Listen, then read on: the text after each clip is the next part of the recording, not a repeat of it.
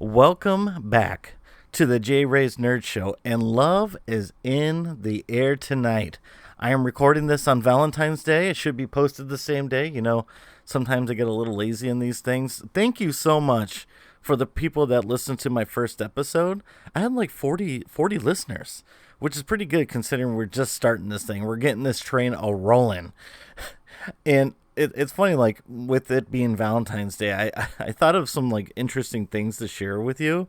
Like I always find it funny the type of gifts that you give during Valentine's Day, especially as an adult. You get the 24 assorted candies, right? The 24 assorted chocolates, and you really know you're only going to eat like 5 of those truly right away. Like you'll get to all 24. There's no question that all 24 will be had.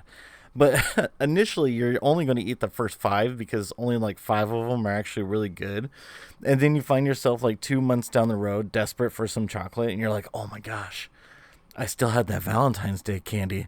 Let me go eat that piece that has like that orange goo in the middle of it, like the orange sherbet." I know somebody out there that's like their favorite kind from it, but like to me, it's like ugh. Or the ones with coconut. Like I'm sorry, no disrespect, but coconut's probably the worst, the worst flavor there possibly is. And then, like, the other thing that you get typically are flowers, right? I always find that, like, an interesting gift to give to somebody, and I've done it myself, so I'm not throwing any shade. But you're like, hey, here's something that's going to die probably within a week, maybe 2 weeks if you have that 2-week guarantee that they sell nowadays, which I find is hilarious. And then they just die. It's like, here's something that's just going to die in you, but at least it looks nice right now. But so shout out to all the ladies, the men, all the good stuff celebrating their Valentine's Day today. Speaking of which, I want to share some things that I love when it comes to things that are like nerdy, entertainment, things of that nature. So one of the things I was thinking of sharing is like top 5 games that I just love. Top 5 games that I've played. Probably I could pick up and play. It's one of those things where it's like I don't love it in the sense of like I think it's the greatest game of all time. Some people kind of think of like Witcher 3 or the Mass Effect series, or you have Metroid or Mega Man. Like you have different things that are like the greatest games of all time, but these are games that I just love because I can play them at any moment and just have like enjoyment off of it. Sometimes it doesn't cause me stress. I just know I can put it together, right? And the top 5, it's kind of like a floating measurement of numbers. Like if I say 5, it doesn't mean it's the least amount. It's just the one I'm thinking of on the lowest end of the totem pole right now. But at any point in time, it can boost up to number 1, right? So, number 5, for some reason, a game that I can always come to and always play is Super Tecmo Bowl. Like, yesterday I had some friends over, and one of their kids, they haven't played the Super Nintendo really, and they saw Super Tecmo Bowl, and they like football games. They know the Maddens, right? They know the Madden 20, they know the Madden 21. And I was like, sure, if you want to play Super Tecmo Bowl, that's fine. But I did warn him. I was like, listen, man, I'm really good at the game because I play it all the time. When I have some like relaxed time and I just kind of want to play a football game, I don't go to Madden. Madden has its own issues, and I can get on a rant about that. But today is about love. And so I want to share the love of something, right? So Super Tecmo Bowl, it was an arcade game. Technically, it first came out for the Nintendo as just Tecmo Bowl, and then Super Tecmo Bowl was on the Nintendo as well, but I'm specifically talking about the one for the Super Nintendo. And the reason why I like that one is just like graphics-wise and gameplay-wise, it's a little bit more advanced, and you can still have a lot of fun with it. And this is the era that had like Jerry Rice in it. It had Steve Young as the quarterback for the San Francisco 49ers. It had John Elway as the quarterback for the Denver Broncos, things of that nature. So we played this game yesterday with this young sir, and I felt very much, like when you're an adult and you're playing games with kids, like sometimes you like let them win, so to speak. I for some reason, I have a problem of letting that happen when it comes to video games because I know there will be a point in that kid's life where he'll get old enough to where he'll challenge me to a video game and destroy me. It was the same thing like when I would play, like in my first episode, I was talking about how I used to play a game called Tank with my dad, combat or tank with my dad, right? And he knew how to transfer from one screen to another and come up from behind and like destroy me. Well, as I grew up, I'm like, oh, I can beat you at this game now, old man. You know what I mean? And so, like, when it came to this situation, I told him, I was like, listen, I'm going to pick the Broncos. You can pick whatever team. It's going to be John Elway. He's probably the best player on that team at that time, that kind of thing. And I told him, like, stay away from these certain teams because they were bad. And so he picked one team, and I destroyed them right out of the gate. It was really bad. So I was like, listen, here's the best team in the game. Well, probably not exactly the best team, but the team I knew that had the most like flexibility when it came to like the plays that you can pick. So I told him, like, listen, pick the San Francisco 49ers and I'll pick the Cleveland Browns. No offense to the Cleveland Browns, but for the longest time they've been known to be bad. And from my understanding at this time, they were still pretty bad. There's probably a worse team on there. There's probably the Oilers is probably even worse. But anyways, I was like, this should be closer. So one of the things I like about the game is it's almost like rock, paper, scissors when it comes to picking your plays.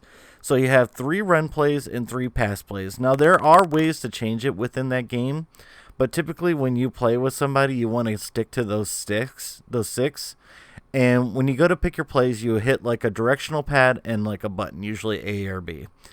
And so as the offense, your goal obviously is to pick one of those plays that you think will work the best and then gain yards, gain touchdowns. Now, the way it's rock, paper, scissors is defense. If you pick the same play as somebody, like let's say you pick a running play up to the left, for example. I can't be super specific. And then they pick that. So they go up and B, right? As the defense, if you go up and B at the same kind of chord, it will basically make it where the offense pick their play. So defensively, you know exactly what they're going to do. So your team usually goes in for the sack, so to speak, or they basically get behind the line of scrimmage or whatever. A lot of football jargon right off the bat. And basically break the play, make it where the person can't do it. Now, if you don't pick correctly, there is still ways you can stop the offense from doing what it's supposed to do, but it's much, much harder. Well, unfortunately for him, like, even though I taught him everything I could, he kind of got, like, jacked with a few times with some of the way that the game was playing for him for some reason. So he was down to, like, the 1 yard line right before the end zone. The end zone where you get the points and things like that, right? And I tackled him. So he basically could have, like, coughed and made it into a touchdown. But when I went to tackle him, his guy actually fumbled it. And usually, even though, like, I knew I was going to win, like, he was actually coming close because, like, it's difficult to be the Browns versus the 49ers in that game. And the poor kid fumbled it, and I recovered it, and I went in for, like, obviously from that I went to like score or whatever, but I just felt so bad because he was finally gonna, like, he already had a touchdown earlier, like he destroyed, like straight up smoked one of my defenders on a throwing play. And then this was like him kind of catching up. Like I had 21-7, and so he would have had 14 with plenty of time left to like get the ball back, things of that nature.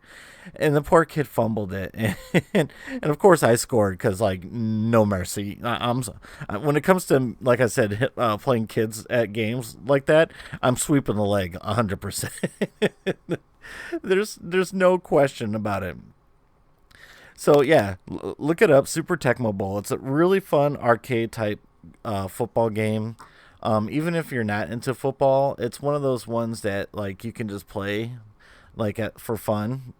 Something that you can get into. It's almost like if you're familiar with like NBA Jam or something like that. So my number 4, another game that I can just pick up all the time, and I'm gonna get some heat for this probably from people because they wouldn't expect an adult probably to play this as much as I do. But number 4 for me is Fortnite. I can play Fortnite like by myself sometimes, which kind of sounds sad now that I think about it. But it's something I can also play with my nephew when he's on. But I just like I can just like burn time with that game, and I am very self aware. It's more mainly built for kids.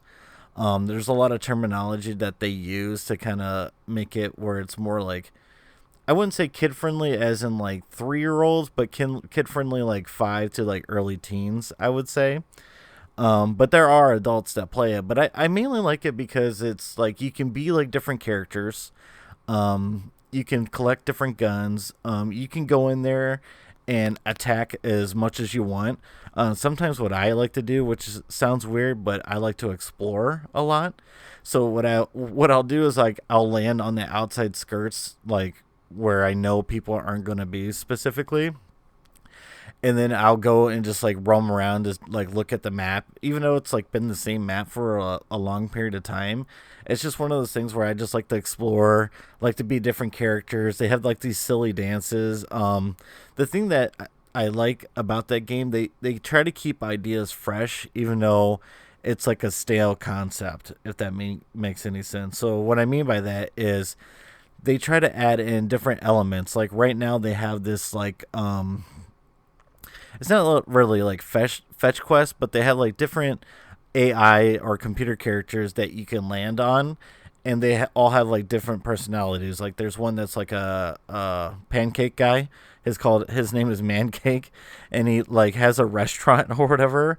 And when you go there, there's like a song that plays. It's just silly fun, for me, and it's one of those things that like if you play it, like you understand, and if you watch how much joy it brings other people. And I will say, like I feel like maybe this one should have been number one because during quarantine and stuff, when I had off time, you couldn't go anywhere, you couldn't do anything, and so I had so much fun playing with my wife and then my nephew Ben, and then he had a friend as well that we took the game and we all played it together, and it was a way for us to all still like communicate, have fun during a time that was very, very difficult for us, and I mean a lot of people obviously, but we made it like our own type of thing. And so it was just one of those things that I know it's a kids game, and a lot of people might not even consider it a game, or they think it's like too much not pay to win, but like it's a game as a service because it's free to play, but if you want a specific skin, you have to pay for it and things of that nature. But overall, I think that game deserves a little bit more credit than some people give, but it's not one of those things where like I'll die on a sword for it. Like if you don't like it, I'm totally cool with like you not liking it. So that was my number 4. Number 3, this one is a little bit it's interesting because I play it on the Switch, but it's not as often as I used to play it. But it's something that like I love because I can go to it at any time, and it's not a game that was just made on the Switch, right? So, and it feels like when I say this, I'm wasting the Switch's like game library for something so specific because I can play it on different systems, and that's actually Super Mario Brothers 3. So Super Mario Bros. 3 obviously was made for the Nintendo Entertainment System way back in the day. Well, Nintendo for the Nintendo Switch released, games on the Nintendo or Super Nintendo that you can play. You have to be a part of their online service, which is kind of lame, but that's like a whole different kind of conversation. So they released Super Mario Bros. 3 on it, and Super Mario Bros. 3 is one of those games that I know all the tricks to. I can beat it fairly easily, but depending on my mood that day, I'll pick it up and play it the long way. And what I mean the long way is I go to each single level without doing like the flutes, because you can go, or the whistles, I should say, and basically cheat. But like you could do it that way, or I do it the long way where I go through each and every level, defeat all the different characters, explore all the different levels, things of that nature. And it's just one of those games that like has a lot of nostalgia for me, obviously, because I played it when I was little. Now that I'm an adult, I can play it again. And I think it's like so cool how you can play it on like a screen. I could put some headphones in, listen to the music if I want. Just kind of re-explore something that it's in my mind. I know how to play it. I know how it works, but it feels like something that's like totally different each time I play it. So Super Mario Bros. 3, super. I just love playing the game, and sometimes I'll skip to like a specific level. I think everybody kind of does this if they play this, but there's like a big level, and all the characters like are in the background are like huge, and you're still like a regular size Mario, and it's just like so much fun to explore. And I can't remember off the top of my head what level it is. I think it's or what world it is, I should say. I think it's the fourth world, if I'm not mistaken. So if you play the game, try to get to the fourth world, and you'll know what I'm talking about. I could be totally wrong. So maybe that could be your homework. What world is it that everything is giant on Super Mario Brothers 3? So that was my number 3. My number 2, this one is one of those games that I actually haven't played in a while. But every time, like in my mind, I think of video games, I think of this game specifically, and that's the Borderlands 3. That is the newer one, and some people didn't really like it, from my understanding.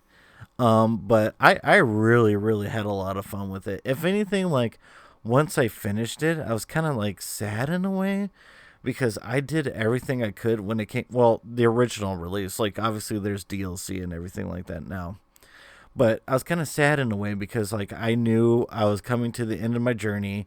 Now you could replay it with it being more challenging and everything like that, which I've done in bits and pieces. But the thing I like the most about Borderlands 3 is it's everything in the game that I kind of enjoy. It's a first person shooter. There's comedy, you got claptrap, things of that nature. It's like a looter shooter, so almost like Diablo-esque, if you ever played that.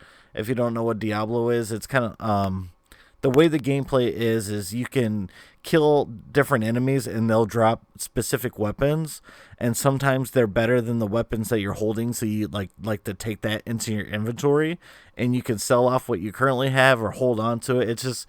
It kind of lets you play the way that you want to, but it also lets you play in a way that makes you like totally badass.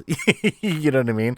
Like you can play like in a way to makes it like so difficult where you're like kind of struggling through, and it's really truly like post apocalyptic kind of thing.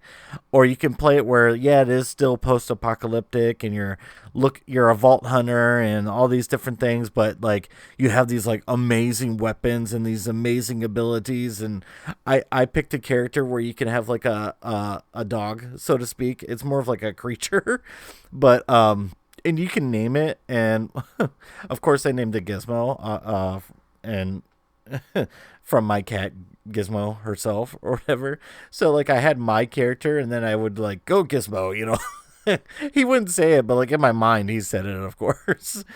And so like Borderlands, I mean the whole Borderlands series, it's definitely something, if you never played it, you should check it out. My number 1, it's my go-to initiation game, or a game that I have running whenever people come to my house.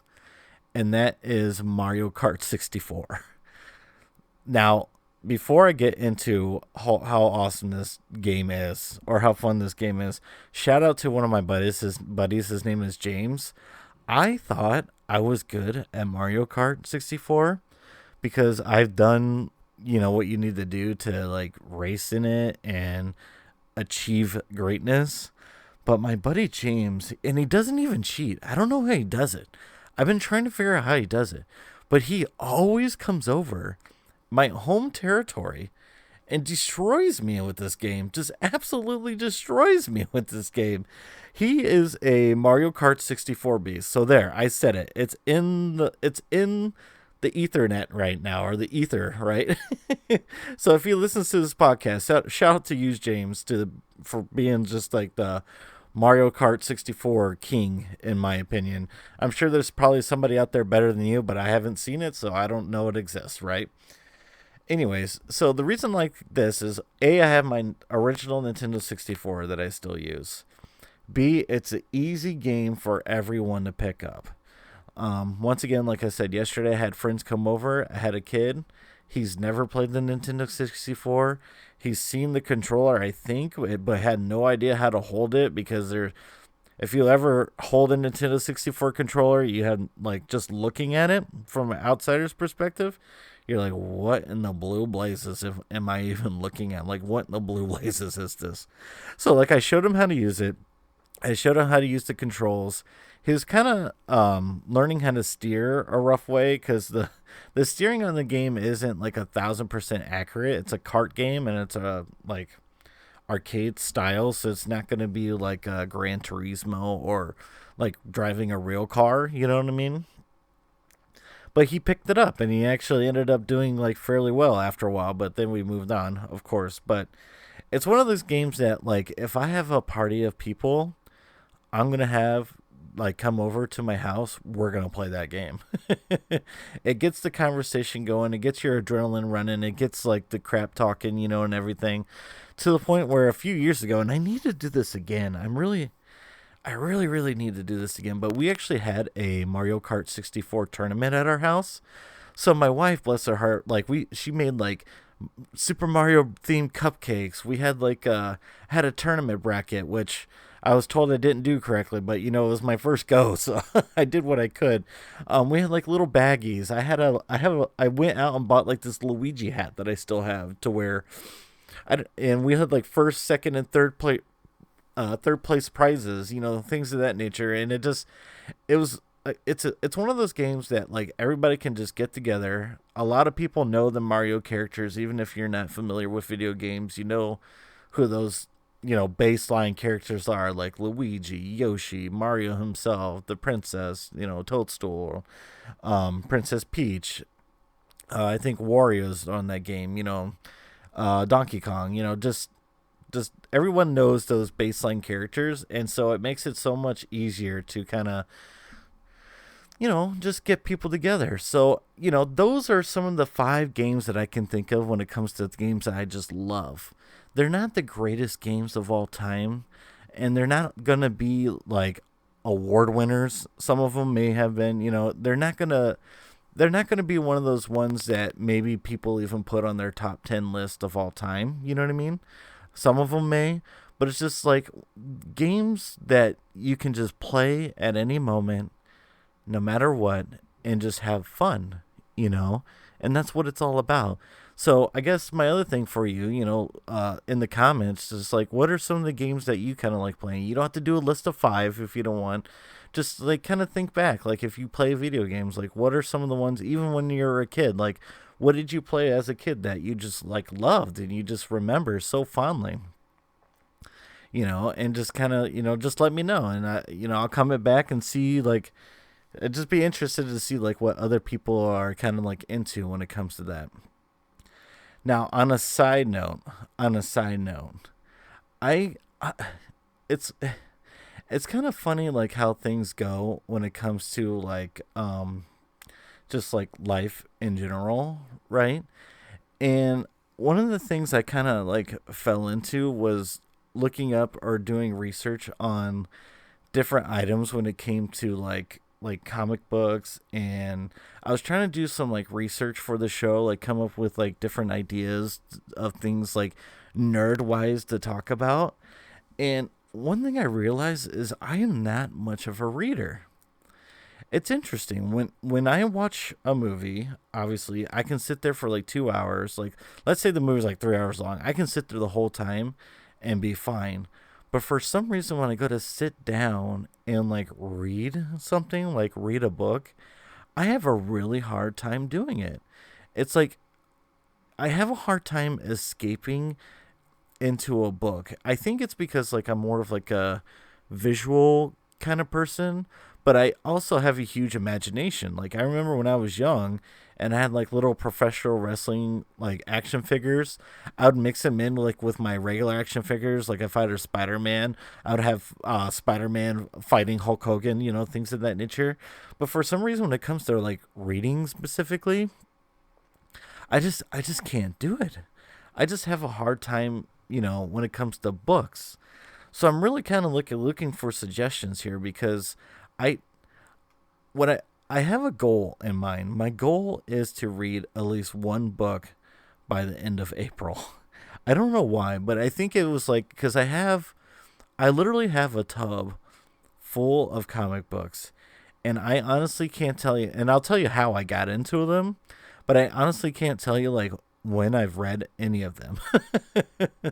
Like I have the Batman and Catwoman wedding ceremony comic book, um, and I could tell you about it. I know like what it's about, but I also feel like I didn't really explore it on my own. The only reason why I know why it's what it's about is because I went on YouTube and watched somebody else talk to me about it. So I just kind of find it interesting. Like, is there anything to you guys that you find yourself that you can't do when it? I guess I can't say can't do, but just feel like you mentally can't focus on when it comes to certain types of entertainment out there. For me, I feel like it's reading, like audio wise. Obviously, I do a podcast right now, so I can listen to audio for hours. Video wise, I can watch videos all day long. When it comes to movies, video games, I don't play those as long, but it's just interesting to me when it comes to entertainment. Reading is like my least, I wouldn't say it's my least favorite thing, but it's one of those things that it's hard for me to get into. And I think it kind of boils down from my past. Because reading, it starts off very much like homeworky. You know what I'm saying? Like when you're growing up as a kid, and you're learning how to read, it becomes more of like a chore than it does like something that's fun to do. And me, I'm all about, and maybe that's just like my personality, but it's like something that's like fun to do. Like when it came to video games, like that was my fun. You know what I mean? When it came to reading, it was like, all right, so now you have to do this like book report, and your grade depends on it. Like I remember at one point, we had to do this book report, and I did the Cuckoo Clock of Doom, R.L. Stein from Goosebumps, right? I honestly, to this day, don't remember reading that book because I know exactly what I did. I did the first 10 pages and the last 10 pages. So what I did is I read the first 10 pages, right? Skipped all the way to the end, counted out 10, and read the last 10 pages. And then at the back of the books at that time, I don't know if they still do that. That's how out of the loop when it comes to reading I am. At the back of R.L. Stein books, they would have like not like it would be like a brief, like a really really brief summary of what was happening, and I made a book report out of it. So what I did is like the front cover had like the cuckoo clock with the bird coming out of it, if I remember the cover correctly. I drew that. I did like a short like little synopsis of the thing during our little book report thing. And then I presented it to the teacher, and it got me by. I think I got like a C on it. She's like, "Well, what do you remember from the rest of the book?" And I was like, "Well, I don't know. I remember there was a cuckoo clock, and I remember there was some doom involved with it." Like when you're a kid, you're like trying to sell that you've totally 100% looked at this thing. But yeah, it's just one of those situations. Like I just have a really hard time, because like when I think of things that are nerdy, like you hear like bookworm and like people that can just like read for hours or disappear, or there's like different book clubs, and like maybe that's like something I need to get myself into, is like more of like a book club, because then I have somebody to talk to and interact to somebody about it. Like if I'm just like reading it on my own, for some reason I feel like it would become more of a chore, instead of like if I knew in the back of my head it would be an interactive type piece, then I just I think I would like enjoy it more if I just knew like at the end I could like share it with somebody. So maybe that's what something I'll do like for you guys, is I'll read something and then talk to you about it, like you, which actually sounds really boring. So like I still don't want to do it. So I have a hard time with it. personally and things of that nature. So more love related items. Uh, I have to give a shout out to my wife. It's funny. My friends came over and like she made this painting for me. It was like a Batman painting with like camouflage. Is we were first dating, and she shows that thing off all the time, and I love it because I gotta share the picture of it on my page somehow, like create a page for my show, but it has the old school like Batman cowl, right? On the background, it has like black, gray, and white, camouflage to it. But one of the like little touches that she put on it where was glow in the dark eyes. So when the light touches it, like during the day, obviously, like it's in the basement now, so not so much light gets to it. It's kind of this is like my dungeon room, so to speak. But when you turn the light off, it like has these glowing eyes, and of course, like she showed it off last night, and I was just like, man, I'm like that. I'm like, I wish I had some sort of artistic way about me, because there's no way I could do that. So for Valentine's Day specifically, I bought her two things because we always like to do things like together. We're one of those like weird couples that like I try to get invested into the things that she's interested into. Like when it comes to art and things like that, and I try to get her thing, and she's invested into the things that I'm interested into. So I ended up getting her for the Switch the Super Mario 3D World Bowser's Fury combo, and I'm really excited to play it because like obviously I know what Super Mario 3D World is. Um, you can it's 3D Mario, right? You can play as multiple characters as once, like Mario, Luigi, Princess Peach, I think, and if I'm not mistaken, you can be Toadstool as well. But they added this like Bowser's Fury kind of tag to it, and it's 1 to 2 players, which is perfect. And I was reading the back of it, and it says like Bowser Jr. needs your help to stop his furious father's rampage. So I find that interesting how it's like now it's Bowser Jr. needs help from escaping Bowser himself. Like his dad is furious about something. So I'm really excited to kind of play that. So I just find that like kind of neat that they're taking some of these older games and adding things to them and then reselling them instead of just like reselling them by themselves, which they do 1,000%. I'm not saying that they don't, but I just think it's cool how they are doing different things with that. And the other thing, which I'm kind of excited about for Valentine's Day, is I'm taking my wife to White Castle for dinner. Yeah, I know what you're thinking. White Castle. What is wrong with you? Are you looking to be divorced? But I don't know if you know this, but White Castle's like low key becoming famous or infamous, maybe is the better term, for their Valentine's Day spectacle. But I'm kind of nervous about it. So what they usually do, and I'm not a corporate shill by any means, but I'm just explaining to you what happens. So what they usually do at White Castle is they decorate like Valentine's. Just think of what Valentine's Day throw up looks to you when it comes to decoration. That's what White Castle does. They take like they dress up their tables. They put decorations everywhere. It's like love is in the air at White Castle. And usually you have to get reservations. I'm not joking. I'm not joking. And you're not if you're not from our area or know where the White Castle is. Another one, for example, is called Crystals or whatever.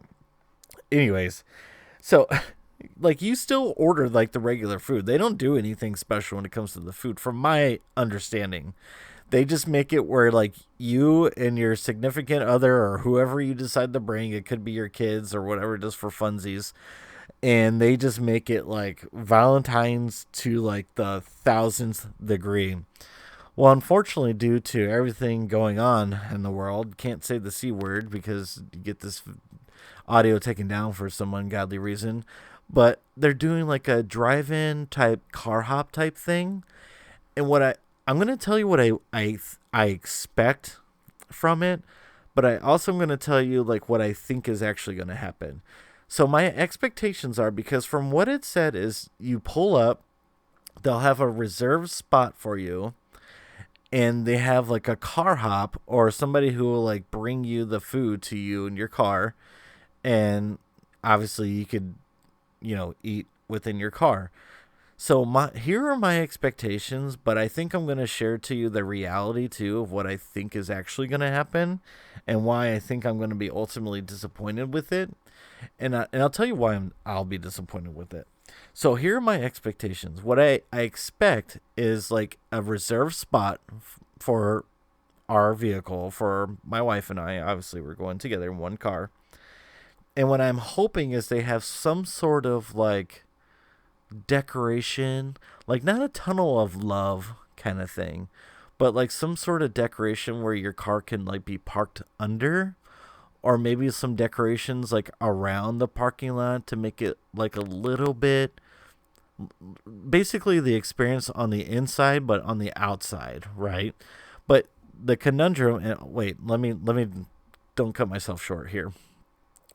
And I expect like the person who's bringing our food, like that's just going to be like a normal transaction, but I'm hoping like their food has like some sort of Valentine's Day like vibe to it, where it's like maybe like a red or a pink like on the packaging itself.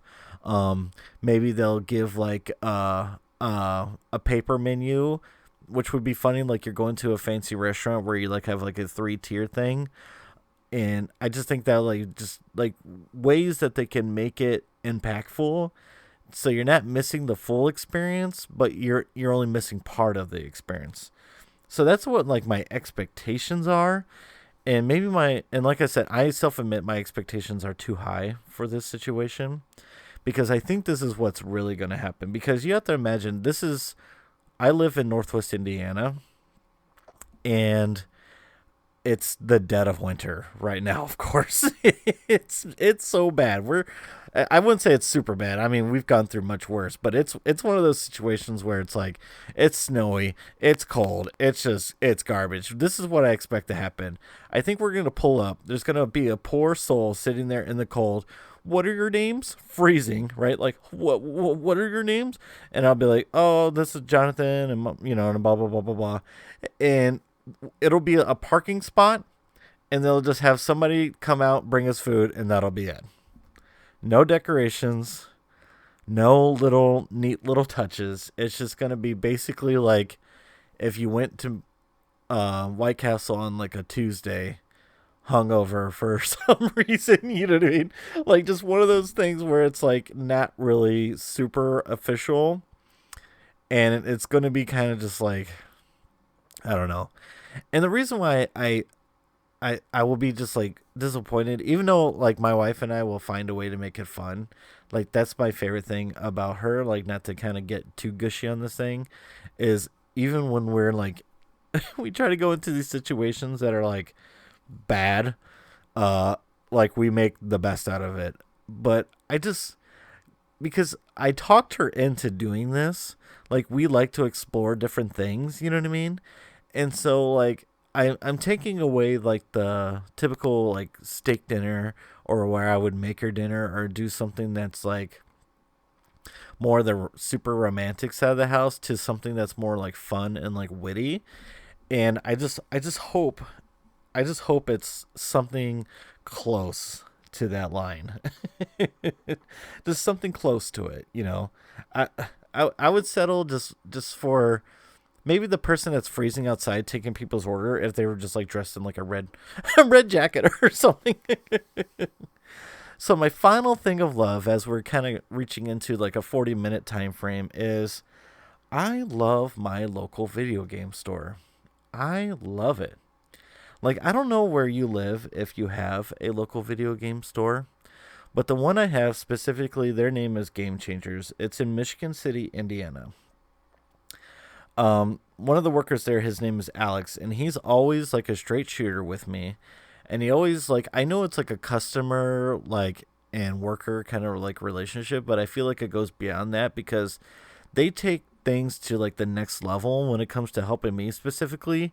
Yeah, I do spend money there. Like that's no qualms. I think like last year is It was a pretty good amount because I bought a 3DO there, which that by itself is like 200 something dollars. You know, I get games there all the time. I like to visit there at least once a month if I can, like twice a month or whatever on a weekend. But like just recently, I went in there and I was looking specifically for Mario Party 3 because my buddy, him and his wife are gonna play Mario Party 3 for their Valentine's thing, and I have a copy of it, but I wanted to get them a copy of it as a surprise. And instead of just messaging them, I was like, let's just go there, you know, get out of the house. You know, it's not much time to get out of the house these days, especially during winter to do anything. So we went out there. They didn't have it, but they had Fatal Frame there.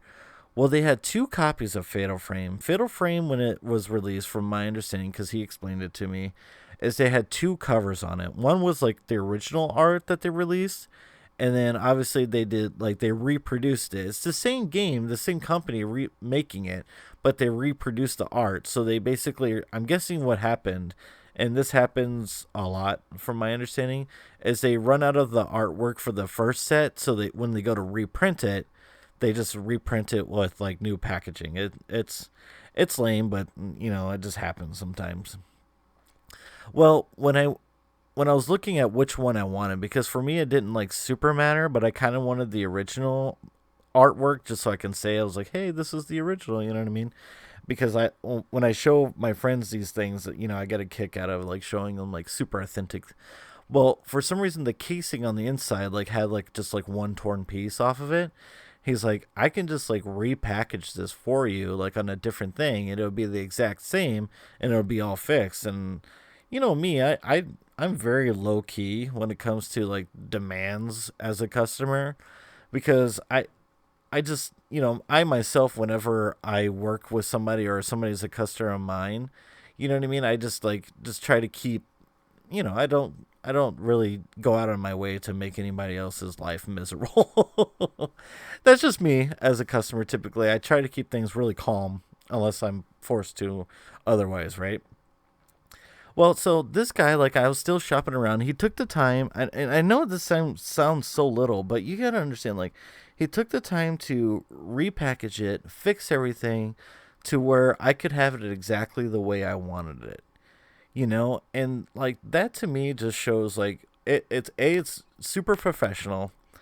B, it makes it, I don't know how to say this, but it makes it easier to spend the amount of money I do at this place because yeah, I could go online and maybe find something that's like a little bit cheaper, like on like I hate to say like eBay or whatever, but I rather spend like maybe a little bit more or the same and interact it with that store. And they don't do eBay prices. I'm just saying like just at a general, right? Like it just makes it easier because like I know that they're going to take care of me and I know that we have a relationship where I can just talk to them. And I think that's one of the things that kind of got lost in me when it comes to like corporate stores like GameStop. Unfortunately, it's like I remember when I went to GameStop when I was younger. It was like, or actually, it was Funko Land. It felt like more of like a interpersonal relationship, where yeah, I am purchasing something, or my parents are purchasing something, but they would come and explain the game to you if you want it, and blah blah blah blah blah. And I had that with GameStop for a while. But the person that I had working there and some of the things that I heard that was going on behind the scenes, it made it a little bit more difficult for me to shop there. And so I basically just stopped going there. And then, luckily enough, I found Game Changers actually on a whim. We were going to another store and I saw that store, and it used to be in like an old mall in Michigan City. And so we just kind of like strolled in there, and I swear it was like from day one. It was like one of those welcoming, like, hey, welcome. What do you got going on? Or do you need anything specific? And now I'm to the point where, you know, where my that's where my loyalty lies. Like the only time I'll go to GameStop is if they have something new that Game Changers don't. But I think it's at the point where I would even ask Game Changers, "Hey, do you mind ordering this, and I'll just pay you extra to buy it from you?" You know what I mean? Like one of those things. So you know, I just wanted to share the love. If you have a local store, you know, kind of go in it, talk to the people, have a conversation, that the one Game Changers is not just games. They have like movies and things of that nature. There's some magazines there's some vinyl there. I think they had some gaming CDs, which I thought about going down that deep dark path, but I really can't, even though it actually would make sense. It would make sense for me to do because I have like my vinyl player has a CD player in it, but that's a path that I don't think I want to go down to too quickly. But yeah, that I mean, I just wanted to share some more love when it comes to that because they just always have taken care of me, and I just wanted to make sure that I kind of got that in there. So as we come to the end here, kind of cutting it short, I gotta spend some time with the wife. What are some of the Valentine's things that you guys are doing today? Are you spending it alone? I've done that millions and millions of times. I've actually one time gone to Walmart. This is when I was single. I love the heart shaped chalk candy for some reason. I know it doesn't really taste like anything, and it's like really bad for you, like sugar content wise. But I used to like go to Walmart like on Valentine's Day because sometimes on Valentine's Day they would have it on sale. Buy boxes of sweet tarts and just come home and just smash them. The little, I guess they're not sweet tarts. I don't even know what they're called. I just know they're the heart shaped candy, and I would just come home and just like destroy a whole bunch of them. Probably while watching Batman or something, things of that nature.